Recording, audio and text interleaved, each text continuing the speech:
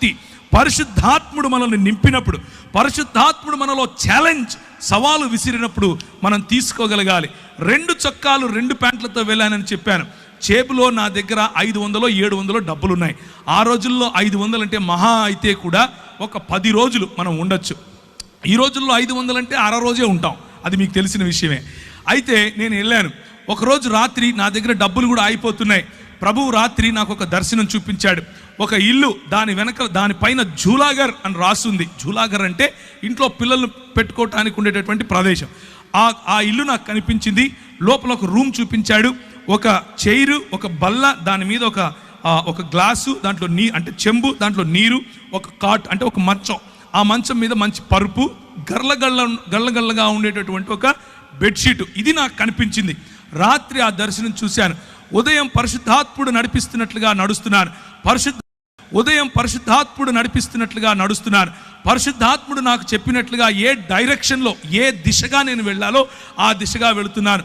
2.5-3 కిలోమీటర్లు నడుస్తూ దేవుని పరిచర్య, వాక్యం నాకు వచ్చి రాని హిందీ రానే, ఏం చేస్తాం, ఏదొస్తే అది మూగ సైగలు అనుకోండి, మాట్లాడుతూ ప్రజలకు చెప్పుకుంటూ వెళ్ళాను. ఒక చోట ప్రభు దిగమన్నాడు. దిగి చూస్తే ఎదురుగా అదే ఇల్లు కనిపిస్తోంది. దేవునికి స్తోత్రం కలుగును గాక.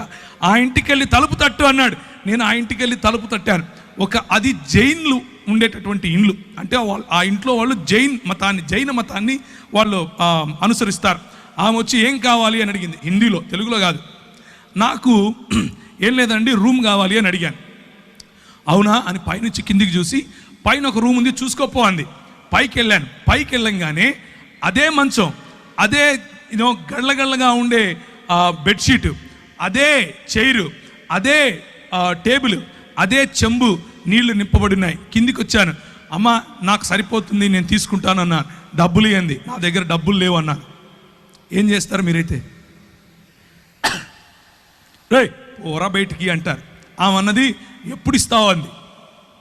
ఒక 10-15 రోజుల్లో ఇచ్చేస్తానమ్మా అన్నాను. మీరు ఒప్పుకుంటారా? ఏ ఊరు నీది అంది. హైదరాబాద్ నుంచి వచ్చానమ్మా అన్నాను. డబ్బులు ఉన్నాయా జేబులో తినడానికి అంది. లేవమ్మా అన్నాను.